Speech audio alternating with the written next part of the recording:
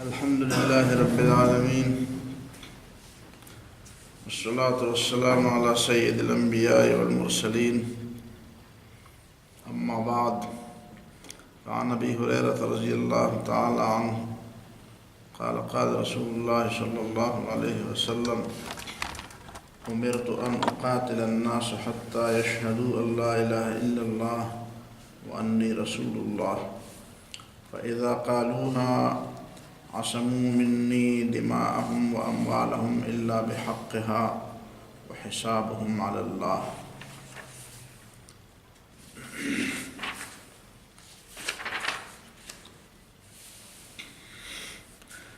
وعن أبي مالك الأشعري رضي الله تعالى عنه قال قال رسول الله صلى الله عليه وسلم إن الله تعالى أجاركم من ثلاث خلال: ألا يدعو عليكم نبيكم فتهلكوا جميعا، وألا يظهر أهل الباطل على أهل الحق، وألا تجتمعوا على ضلالة. یہ دو احادیث اس وقت میں نے آپ کے سامنے رکھی. دونوں صحیح احادیث ہیں، اور یہ جو کتاب میرے سامنے ہے یہ امام سیوطی رحمہ اللہ کی الجامع الصغیر ہے. پہلی حدیث میں حضرت ابو ہریرہ رضی اللہ تعالیٰ عنہ روایت کرتے ہیں کہ رسول اللہ صلی اللہ علیہ وسلم نے فرمایا: امرت ان اقاتل الناس، مجھے لوگوں سے جنگ کرنے کا حکم دیا گیا ہے. اور ظاہر ہے کہ رسول اللہ صلی اللہ علیہ وسلم کو حکم اللہ نے دیا، اور اس وقت تک مجھے لوگوں سے لڑنے کا حکم ہے حتیٰ یشہدوا اللہ الہ الا اللہ، یہاں تک کہ وہ لوگ اس بات کی دل سے گواہی دیں کہ اللہ کے بغیر کوئی خدا نہیں، وانی رسول اللہ، اور میں یعنی محمد صلی اللہ علیہ وسلم اللہ کے رسول ہیں. فَإِذَا قَالُوهَا، بس جب لوگ ان دو باتوں کا اقرار کر لے، اعتراف کر لے، اعلان کر لے، عَصَمُوا مِنِّي دِمَاءَهُمْ وَأَمْوَالَهُمْ، تو وہ مجھ سے اپنے خون اور اپنے مال بچا لیں گے، ورنہ ان کا خون اور ان کا مال لینا میرا حق ہے جب تک یہ کلمہ نہ پڑھے. إِلَّا بِحَقِّهَا، ہاں حق کے ساتھ میں ان کا خون اور ان کا مال پھر بھی لے سکتا ہوں جب مسلمان بھی ہوں، لیکن حق کے لیے یا حق کے مطابق پھر میں ان کا مال اور ان کا خون لے سکتا ہوں. مسلمان کا خون بھی جب وہ کسی کا خون بہائے قصاص کے طور پر اس کا خون لیا جائے گا، اور اس کا مال بھی لیا جا سکتا ہے اگر وہ چوری کر لے، اگر وہ کسی کا کوئی نقصان کر لے، اگر وہ کوئی دوسرا حق کسی کا مار دے. وَحِسَابُهُمْ عَلَى اللَّهِ، اور باقی ان کے دل کی باتیں میں اللہ پر چھوڑتا ہوں کہ وہ دل سے کلمہ پڑھتے ہیں یا نہیں پڑھتے، دلوں میں وہ کیا باتیں چھپاتے ہیں. یہ حساب میرے ذمے نہیں ہے، یہ حساب اللہ تعالیٰ کا اپنا کام ہے، وہ قیامت کے دن ان سے حساب فرمائے. دوسری حدیث حضرت ابو مالک اشعری رضی اللہ تعالیٰ عنہ کی ہے کہ جس میں رسول اللہ صلی اللہ علیہ وسلم نے فرمایا: ان اللہ تعالیٰ اجارکم من ثلاث خلال، اپنی امت کو فرمایا کہ اللہ تعالیٰ نے تمہیں تین باتوں سے پناہ دی ہے، تین باتوں سے تمہیں محفوظ فرمایا ہے، تین باتوں سے تمہیں اس نے اپنی پناہ میں لیا ہے. پہلی بات یہ ہے کہ اللہ یدعو علیکم نبیکم فتہلکوا جمیعا. پہلی بات یہ ہے کہ تمہارا نبی تمہارے لیے ایسی بد دعا نہیں کرے گا جس کے نتیجے میں تم سب تباہ ہو جاؤ. جس طرح نوح علیہ السلام نے اپنی قوم کی تباہی کے لیے دعا کی تھی اور وہ ساری کی ساری تباہ ہوئی تھی، ایسی کسی دعا اور اس کے نتیجے سے اللہ تعالیٰ نے تمہیں بچا دیا. نہ میں ایسی دعا کروں گا اور نہ آپ اس طرح کے تباہ ہوں گے. اللہ یظہر اہل الباطل علی اہل الحق، اور دوسری اس بات سے بھی اللہ تعالیٰ نے تمہیں بچا دیا ہے کہ وہ کبھی بھی باطل پرستوں کو اہل حق پر غالب نہیں کرے گا۔ غالب کرنے کا مطلب یہ ہے کہ اس طرح غالب نہیں کر لے گا کہ ان کو مٹا دے۔ تیسری بات وَأَلَّا تَجْتَمِعُوا عَلَى ضَلَالَةٍ، اور اللہ تعالیٰ نے تمہیں گمراہی پر جمع کرنے سے بھی بچا دیا ہے۔ قوم امت بحیثیت امت مجموعی طور پر گمراہی پر کبھی بھی مجتمع نہیں ہوتی۔ ان دو حدیث میں پہلی حدیث کا تعلق دعوت اور اقامت دین دونوں سے ہے۔ انبیاء کی دعوت اللہ تعالیٰ کی توحید کی طرف ہوتی ہے، اور انبیاء کو اسی لیے اللہ تعالیٰ نے مقرر کیا ہوتا ہے۔ انبیاء کے علاوہ جو لوگ دین کی دعوت کا کام کرتے ہیں وہ اس معنی میں تو اللہ تعالیٰ کی طرف سے مقرر نہیں ہوتے جس معنی میں انبیاء مقرر ہوتے ہیں۔ انبیاء کی تقرری کا معنی ہے کہ انبیاء کا یہ فریضہ ہے، اور انبیاء کی تقرری کا معنی ہے کہ انبیاء کی دعوت دلیل ہے، ثبوت ہے، سند ہے۔ نبی جو بھی بات منہ سے نکالتا ہے، جو بات بھی قوم کو دین کے حوالے سے بتاتا ہے، وہ اس کے ماننے والوں کے لیے دلیل ہوتی ہے، سند ہوتی ہے، حجت ہوتی ہے۔ غیر نبی اگر دین کی دعوت دے تو اس کی باتیں حجت نہیں ہوتی، اس کی باتیں سند نہیں ہوتی۔ وہ اپنی باتوں کے لیے سند لائے گا، اپنی باتوں کے لیے دلیل پیش کرے گا، اپنے باتوں کے لیے وجہ بیان کرے گا، اس کی بات بجائے خود دلیل نہیں۔ اور اسی وجہ سے نبی صلی اللہ علیہ وسلم عام طور پر اپنی بات کی نسبت اللہ تعالیٰ کی طرف کرتے ہیں، اور اگر وہ نہ بھی کرے نسبت تو ظاہر ہے کہ بحیثیت رسول جو بھی حکم وہ دیتے ہیں تو اللہ تعالیٰ کی طرف سے دیتے ہیں، الا آن کہ نبی صلی اللہ علیہ وسلم نے اس کے بارے میں وضاحت فرمائی ہو، یا کوئی ایسا واضح قرینہ، کوئی ایسی واضح شہادت موجود ہو کہ یہاں اس بات سے مراد شریعت میں کسی بات کو وہ درجہ دینا نہیں ہے جو عام طور پر نبی کی بات کو درجہ ملا ہوتا ہے، ایسی کوئی قرینہ موجود ہو، ایسی کوئی شہادت موجود ہو، ورنہ عام بات نبی صلی اللہ علیہ وسلم کی بات حجت دلیل۔ اور جس طرح میں نے آپ سے کہا کہ دعوت اور جہاد دونوں کی بات کو جمع کر کے امرت ان اقاتل الناس حتی یشہدوا اللہ الہ الا اللہ، مجھے اس بات کا حکم دیا گیا ہے کہ میں لڑوں لوگوں سے یہاں تک کہ وہ اس بات کی گواہی دیں کہ اللہ کے بغیر کوئی خدا نہیں اور محمد صلی اللہ علیہ وسلم اللہ تعالیٰ کے رسول ہیں۔ عام طور پر ذہن میں یہ سوال پیدا ہوتا ہے کہ داعی تو قتال کی بات نہیں کرتا، دعوت دینے والا جنگ کی بات نہیں کرتا، اور قرآن مجید کی کئی آیات ہیں کہ ان علیک الا البلاغ، آپ کی ذمہ داری تو صرف پہنچانے کی حد تک ہے، وما علی الرسول الا البلاغ المبین، پیغمبر پر تو بات پہنچانے کی ذمہ داری ہے۔ لا اکراہ فی الدین، دین میں کوئی جبر نہیں، فمن شاء فلیؤمن ومن شاء فلیکفر، جس کی مرضی ہو ایمان لے آئے، جس کی مرضی ہو کافر ہو جائے۔ افانت تکرہ الناس حتی یکونوا مؤمنین، کیا تم لوگوں کو ایمان لانے پر مجبور کرتے ہو؟ یعنی یہ مجبور کرنا تمہاری ذمہ داری نہیں ہے۔ اور انک لا تہدی من احببت ولکن اللہ یہدی من یشاء، ہدایت دینا تمہارا کام نہیں ہے، وہ تو اللہ کا کام ہے۔ تو اس حدیث کو کیسے سمجھیں گے پھر؟ تو اس کا صاف اور بے غبار جواب ہے وہ یہ کہ جو احکام عام ہوتے ہیں کبھی کبھی وہ عام اسی طرح نہیں رہتے، ان کے الفاظ اگرچہ عام ہوتے ہیں لیکن اس کا مقصد کوئی خاص مقصد ہوتا ہے، وہ کسی خاص حوالے سے وہ بات ہوتی ہے۔ یہ حدیث جس میں رسول اللہ صلی اللہ علیہ وسلم نے فرمایا کہ مجھے اس بات کا حکم دیا ہے کہ لوگوں سے لڑوں یہاں تک کہ وہ کلمہ توحید پڑھ لیں، یہ جزیرۃ العرب کے حوالے سے ہے، اور یہ اس وقت کی بات ہے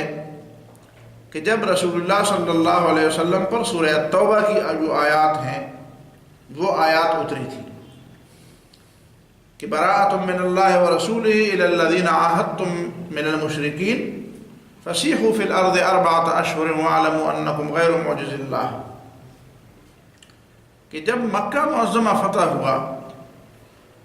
تو سن 9 ہجری میں جب حضرت ابوبکر صدیق رضی اللہ تعالیٰ عنہ حج کے لیے جا رہے تھے تو نبی صلی اللہ علیہ وسلم نے ان کو امیر الحاج مقرر کیا، اور ان کے روانہ ہونے کے کافی دیر بعد پھر سورہ التوبہ کی وہ آیات اتری تو نبی صلی اللہ علیہ وسلم نے حضرت علی کے حوالے کر کے کہ جا کر تم نے منا میں یہ خطبہ دینا ہے، اور اس سے لوگوں کے ذہن کے اندر جو غلط فہمی پیدا ہوئی کہ ابوبکر صدیق رضی اللہ تعالیٰ عنہ کہ ایک دفعہ امیر الحاج مقرر کر کے پھر حضرت علی کو امیر الحاج مقرر کیا،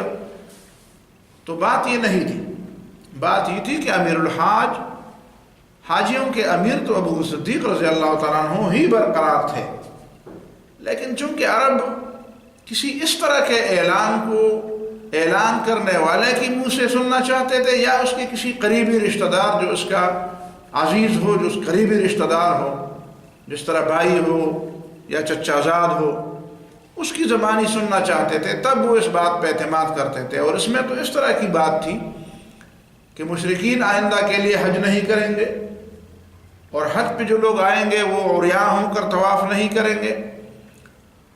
اور مشرکوں کے لیے آئندہ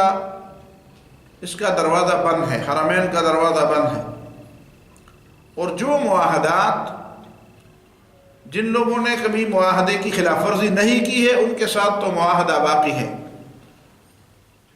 لیکن جن لوگوں نے ابھی معاہدات کی خلاف ورزی کی تھی یا جن کے ساتھ کوئی معاہدہ نہیں ہوا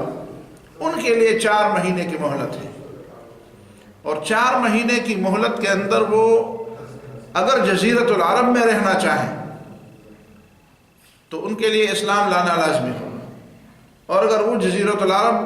میں رہتے ہوئے اسلام نہیں لاتے مومن نے تو پھر قرآن نے حکم دیا تھا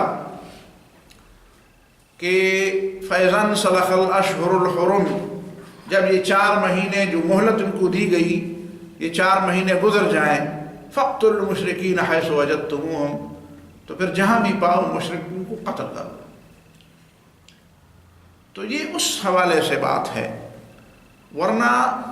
عام دنیا کے انسانوں کے حوالے سے وہ عام اصول ہے جو ابھی وہ آیات میں بیان ہوئی ہے کہ چاہے وہ ایمان لائے یا ایمان نہ لائے دنیا میں ان کو زندگی گزارنے کا حق ہے، لیکن جزیرۃ العرب ایک ایسی جگہ ہے جو اسلام کا مرکز کہلاتا ہے، اور یہ اسلام کا ایک گھر ہے، اسی لیے کہ یہاں پہ بیت اللہ ہے، اور اپنے گھر کے اندر ظاہر ہے کہ انسان قریب سے قریب دوست بھی ہو، جگری دوست بھی ہو، رازدان بھی ہو، تو ضروری نہیں ہے کہ اسے اپنے گھر کے اندر ایسا آنے جانے دے جس طرح وہ اپنے بچے اپنے بھائی کو آنے جانے دیتا ہے۔ کسی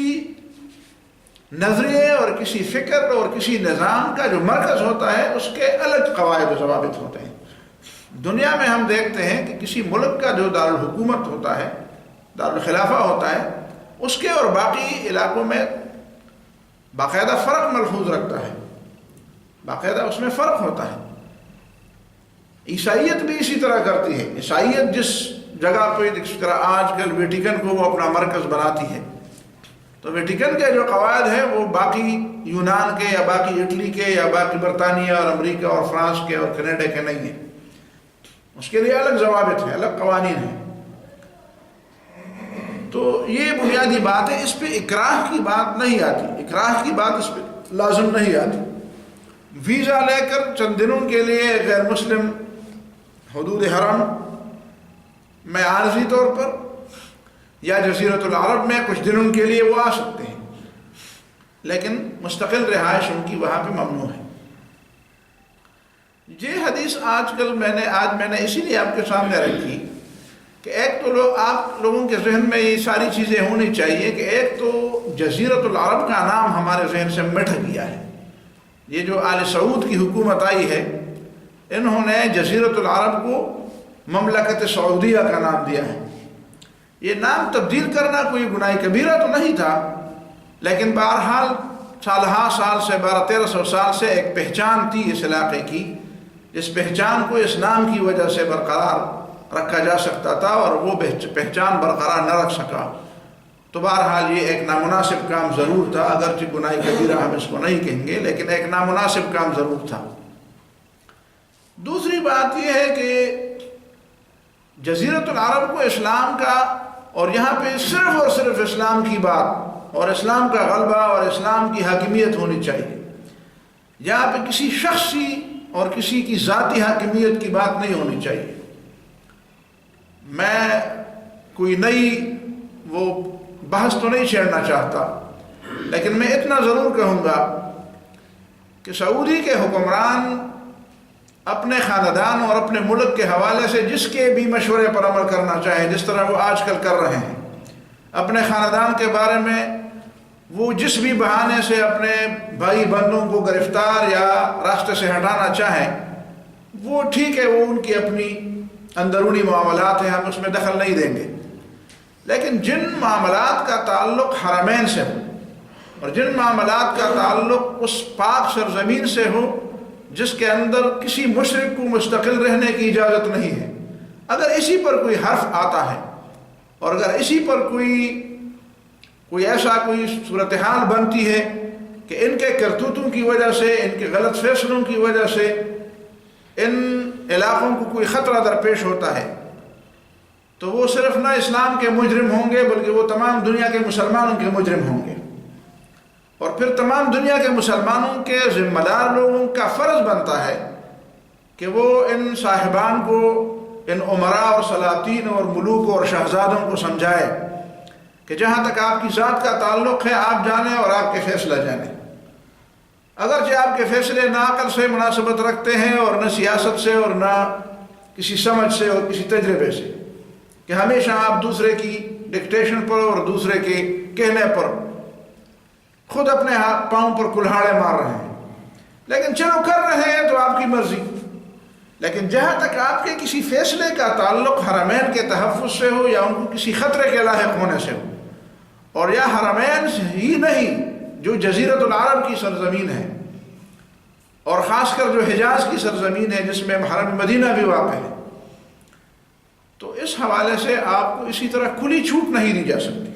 آپ کو اسی طرح آزاد نہیں چھوڑا جا سکتا کہ آپ کی مرضی پر سارا کچھ چھوڑا جائے. اور میں سمجھتا ہوں یہ وہ بات ہے جو مسلمانوں کے حکمرانوں کو کہنی چاہیے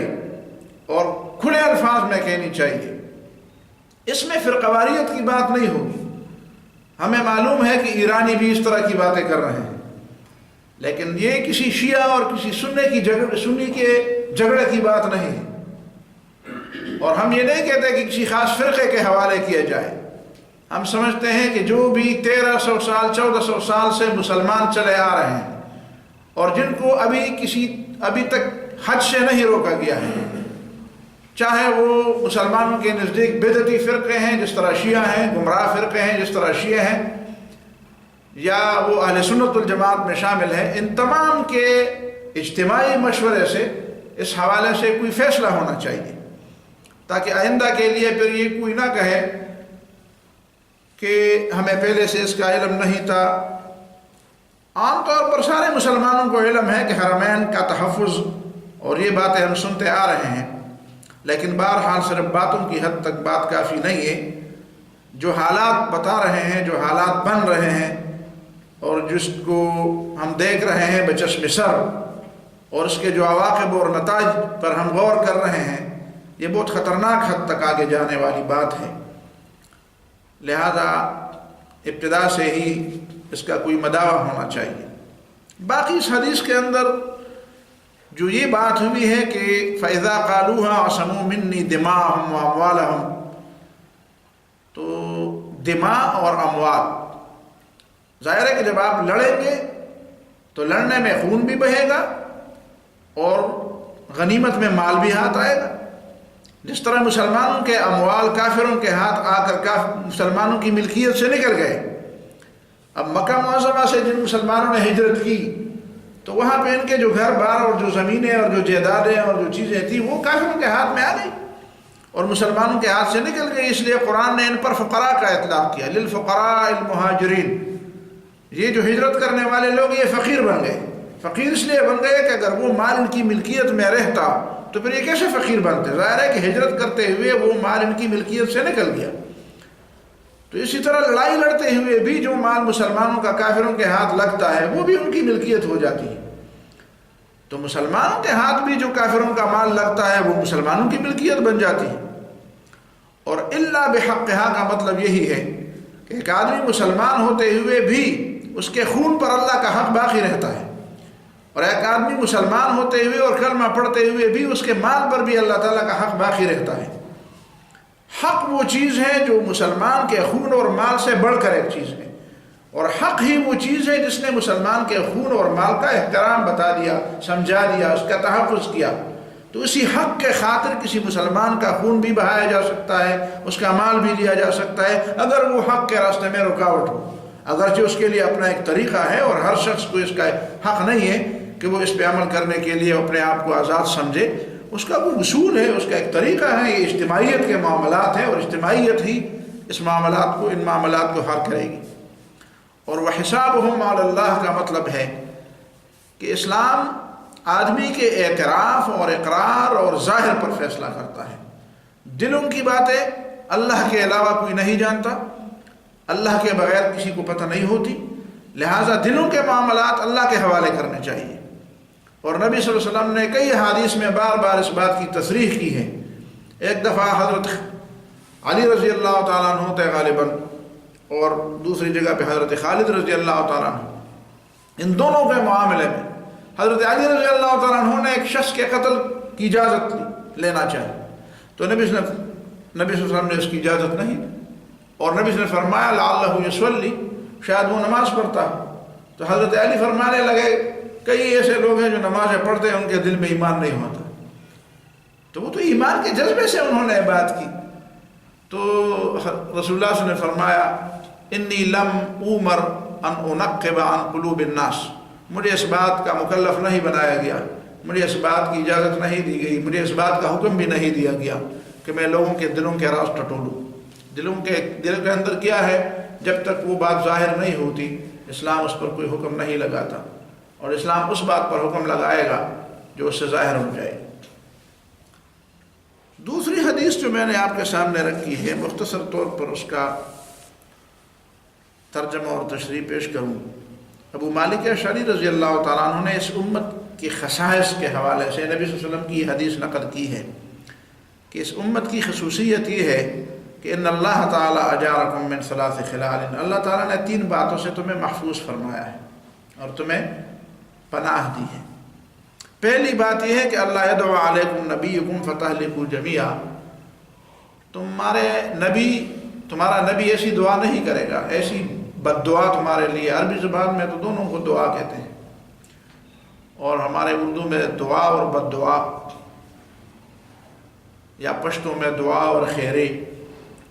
نبی تمہارے بارے میں ایسی بد دعا نہیں مانگے گا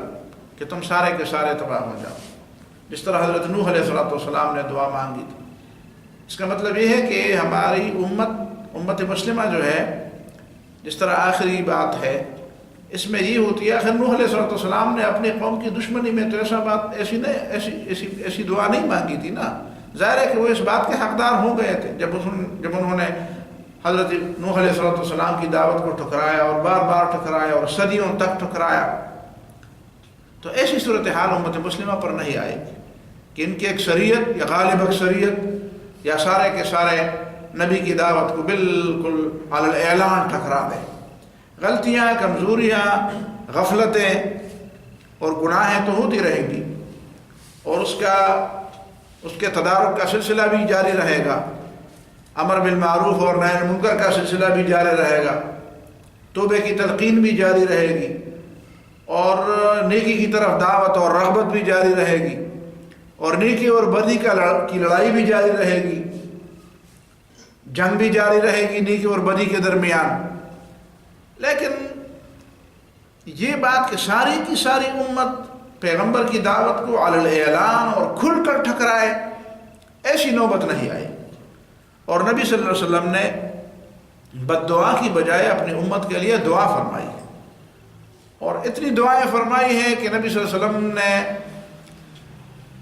علیہ وسلم کو تسلی دی گئی کہ انا سنرضیک فی امتک. ایک دفعہ نبی صلی اللہ علیہ وسلم روتے روتے اپنی امت کے لیے دعا مانگ رہے تھے، تو اللہ تعالیٰ نے جبریل علیہ السلام کو بھیج کر فرمایا کہ انا سنرضیک فی امتک، ہم تمہیں تمہاری امت کے بارے میں راضی اور خوش رکھیں گے، تمہیں ناراض نہیں رکھیں گے، تمہاری مرضی کے مطابق تمہاری امت کی مغفرت کر لیں گے، سفارش تمہاری قبول کر لیں گے، تمہاری امت کی مغفرت کر لیں گے، اور تم اللہ تعالیٰ کے فیصلوں سے اپنی امت کے بارے میں دل سے خوش رہو گے. اور پھر رسول اللہ صلی اللہ علیہ وسلم نے صرف یہ نہیں بلکہ فرمایا کہ میں نے کچھ دعائیں جو اللہ تعالیٰ نے میرے ساتھ ان کی قبولیت کا وعدہ فرمایا ہے، کچھ دعائیں میں نے آخرت کے لیے پس انداز رکھی ہیں. جس طرح آدمی کسی چیز کو کسی آڑے وقت کے لیے، کسی مشکل وقت کے لیے پس انداز رکھتا ہے، تو نبی صلی اللہ علیہ وسلم نے آڑے وقت کے لیے، مشکل وقت کے لیے دعائیں پس انداز رکھی ہیں، اور وہ دعا نبی صلی اللہ علیہ وسلم کو اس کی قبولیت کی باقاعدہ اس کا وعدہ کیا گیا ہے اللہ تعالیٰ کی طرف سے. دوسری بات جو رسول اللہ صلی اللہ علیہ وسلم نے فرمائی وہ یہ کہ وَأَلَّا يُظْهِرَ أَهْلَ الْبَاطِلِ عَلَىٰ أَهْلِ الْحَقِّ، کہ باطل پرستوں کو حق پرستوں پر اور مومنوں پر غالب نہیں کیا جائے گا. اظہار کا معنی غلبہ ہے، تو غالب کرنے سے مراد کیا ہے؟ غالب کرنے سے مراد ایسا غلبہ ہے کہ وہ یا تو ان کے بالکل استیصال کر دے، ان کی نسل کو ختم کر دے، تباہ و برباد کر دے، نسل ہی نہ چھوڑے. اور یا استیصال اور غلبے کا مطلب ہے کہ وہ ایسا جبر اور ایسا ظلم اختیار کر لے کہ لوگ خواہ نہ چاہتے ہوئے بھی ایمان سے ہاتھ دھو بیٹھیں. کچھ علاقوں میں تو ایسا ہو سکتا ہے اور ہوا بھی. مثلا ہم دیکھتے ہیں اسپین میں اس طرح کی ارتداد کی تحریک چلی تھی اور کتنے لوگ مرتد کیے گئے. ہندوستان میں بھی بارہا اس طرح ہوتا رہا. شدھی تحریک کسی زمانے میں پارٹیشن سے پہلے ایک تحریک چلی تھی کہ وہاں پہ ہندوستان میں مسلمانوں کو دوبارہ سے ہندو بنایا جانے لگا. اب بھی وہاں پہ جو موزی ہے وہ بھی اسی طرح کی تحریکیں چلانے کے چکر میں ہے اور بار بار اس کا اعلان بھی کر رہا ہے کہ میں بھی ہندوستان کے سارے مسلمانوں کو دوبارہ ہندو بنا لوں گا. تو کسی علاقے میں، کسی دور میں، کسی خطے زمین میں اس طرح تو چیزیں ہوتی ہیں اور ہوتی رہی ہیں. اور جس طرح برما میں کچھ ہو رہا ہے یا فلسطین میں یا دوسرے علاقوں میں جو کچھ ہو رہا ہے، لیکن اس طرح کی پوری امت پر ان کا سیاسی غلبہ ہو جائے، فوجی غلبہ ہو جائے، اور اس سیاسی اور فوجی غلبے کے نتیجے میں کسی کو مسلمان ہی نہیں چھوڑا جائے، اس طرح کا غلبے کا خواب اگر کوئی دیکھتا ہے تو وہ دیوانہ ہے. اسے ایسے خواب نہیں دیکھنے چاہیے. رسول اللہ صلی اللہ علیہ وسلم نے ہمیں اس بات کی ضمانت دی ہے کہ اہل باطل کو اس طرح کا غلبہ نصیب نہیں ہوگا. باقی رہی تہذیبی غلبہ، ان کے افکار کا غلبہ، تو ظاہر ہے یہ تو لڑائی کا حصہ ہے. اور آج اس لڑائی میں تقریباً خود مسلمان نے اپنے گھر کے دروازے ان کے لیے کھول دیے ہیں. ہر شخص نے اپنے دماغ کے دروازے، اپنے دل کے دروازے تک اس کے لیے کھول دیے ہیں. اور جو چیز بھی وہ ہمیں ہمارے دماغ میں ڈالنا چاہے، ہم بخوشی اپنے اور اپنے بچوں کے اسکول کالج میں، یونیورسٹیوں میں اور اداروں میں اپنی اولاد اور اپنے بچوں کے دماغ میں وہی کچھ ڈالتے ہیں جو وہ ہمیں بھیجتے ہیں، اور وہ پسند کرتے ہیں کہ تمہارے بچے اس طرح کی فکر کے ہونے چاہیے. یہ چیزیں تو یقیناً ہیں، لیکن ان چیزوں کے باوجود وہ لوگ مسلمان بھی ہیں، کلمے بھی پڑھتے ہیں، تلاوت بھی کرتے ہیں، سجدے بھی کرتے ہیں، اذانیں بھی دیتے ہیں، مسجدیں بھی بھری ہوتی ہیں. تو اس کا مطلب یہ ہے کہ لڑائی تو جاری ہے، لیکن یہ لڑائی اس طرح نہیں ہوگی اس کا اختتام کہ وہ بالکل کفر کے غلبے پر اس کا اختتام ہو، ایسا نہیں ہوگا. اور آخری بات اس امت کی فضیلت میں یہ فرمائی کہ وَأَلَّا تَجْتَمِعُوا عَلَىٰ ضَلَالَةٍ. کچھ لوگ تو ایسے ہوں گے جو اس امت کے افراد اپنے آپ کو کہیں گے، بلکہ افراد نہیں بلکہ اس امت کی رہنمائی کا دعویٰ کریں گے اور وہ لوگوں کو گمراہی کی طرف بلائیں گے، وہ گمراہی کے لیڈر ہوں گے. جی تو اس احادیث سے کھل کر ثابت ہوتی ہے یہ بات کہ اس امت کے اندر گمراہی کے امام تو ہوں گے، گزشتہ زمانے سے گمراہی کے امام چلے آ رہے ہیں، ائمۃ الہدا بھی ہیں، ہدایت کے امام بھی ہیں، اور ائمۃ الضلالہ بھی ہیں۔ کچھ ایسے لیڈر ہیں، کچھ ایسے رہنما ہیں جو اپنے آپ کو کہتے تو رہنما ہیں، لیکن وہ گمراہی کے لیڈر ہیں، وہ مسلمانوں کے اندر گمراہی کے پھیلانے والے ہیں، گمراہی کو سچ اور حق بنا کر، اس کا لبادہ اوڑھ کر، اس کو ایسی شکل دے کر کہ یہ حق ہے، اور مسلمانوں کے اندر پھیلاتے ہیں۔ آج بھی اس کی کوئی کمی نہیں ہے، لیکن لا تجتمع امتی علی ضلالہ، ایسا نہیں ہوگا کہ جتنے بھی مسلمانوں کے ائمہ ہیں وہ سارے کے سارے گمراہی کے امام بن جائیں۔ کچھ لوگ ایسے ہوں گے جو گمراہی کے اماموں کے مقابلے میں وہ ہدایت کے امام ہوں گے، اور ان سے ٹکرائیں گے، ان کے اعتراضات کے جوابات دیں گے، ان کا راستہ روکیں گے، ان کا مقابلہ کریں گے، ان کے دلائل کا توڑ کریں گے، اور مسلمانوں کو سیدھا راستہ دکھائیں گے۔ تو یہ امت ٹھیک ہے کہ گمراہی کے لیڈر بھی ہوں گے، لیکن یہ امت ہدایت کے اماموں سے خالی نہیں رہے گی۔ تو یہ بہانہ نہیں ہوگا کسی کے کہ میں اس لیے گمراہ ہوا کہ مجھے کوئی ہدایت دینے والا امام نہیں ملا۔ اگر تم خود گمراہی کے امام کو پسند کرتے ہو، اس کے پیچھے جاتے ہو، اور اس کی باتیں تمہیں پسند ہے اس لیے کہ تمہاری مرضی کے مطابق وہ باتیں کر رہا ہے، تو یہ تمہاری غلطی ہے کہ تم وہاں پہ چل رہے ہو، وہاں پہ اس در پہ جھک رہے ہو جہاں تمہاری مرضی کی باتیں ہو رہی ہوں۔ لیکن اگر تم یہ کہتے ہو کہ مجھے ہدایت والا نہیں ملا، تو یہ باتیں تمہاری غلط ہیں۔ نبی صلی اللہ علیہ وسلم نے اس بات کی ضمانت دی ہے کہ گمراہی کے اماموں کے ساتھ ساتھ ہدایت کے امام بھی ہوں گے، اور کبھی ایسا نہیں ہوگا کہ مسلمانوں کے لیے کوئی بھی نہیں ہوگا، ساری کی ساری امت گمراہی پر مشتمل ہو جائے۔ اس سے اللہ تعالیٰ نے اس امت کو بچا لیا ہے۔ اقول قولی ھذا واستغفر اللہ لی ولکم ولسائر المسلمین فاستغفروہ۔ باطل غالب نہیں ہوں گے، لیکن اسلام غالب ہوگا، یہ حدیث تو ہے۔ ہاں، وہ الگ حدیث ہیں، وہ دو قسم کی حدیث ہیں۔ ایک قسم کی حدیث یہ ہے کہ اللہ تعالیٰ قیامت سے پہلے ہر گھر کے اندر اسلام کو داخل کرے گا، چاہے کسی کی آنکھ روئے یا کسی کی آنکھ ہنسے، کوئی اس پہ ذلیل ہو یا کوئی اس پہ عزت مند اور معزز ہو۔ اور دوسری حدیث یہ ہے کہ نبی صلی اللہ علیہ وسلم نے فرمایا اللہ تعالیٰ نے مجھے زمین دکھا دی، زوالی الارض، زمین کو سمیٹ کر مجھے دکھا دی، اور دکھانے کا مطلب یہ تھا کہ میری امت کی حکومت وہاں پہ پہنچے گی۔ تو ایک حدیث میں دعوت کی بات ہے کہ وہاں پہ ایمان کی دعوت پہنچے گی، اسلام پہنچے گا، یعنی دعوت کے ذریعے، اور دوسری حدیث وہ ہے جس میں حکومت کی بات ہی ہے، اور یہ دونوں پیشن گوئیاں درست حدیث میں ثابت ہے۔ تو یہ پہلی حدیث تو ہم دیکھ رہے ہیں، یہ پہلی بات جو اسلام ہر گھر کے اندر داخل ہونے والی بات ہے، اس کو تو ہم دیکھ رہے ہیں کہ جو جدید جو وسائل ہیں، ان وسائل کے ذریعے کہاں کہاں تک اسلام پہنچ رہا ہے، لیکن وہ دوسری بات بھی عنقریب انشاءاللہ تعالی ظاہر ہونے والی ہے۔ بارک اللہ۔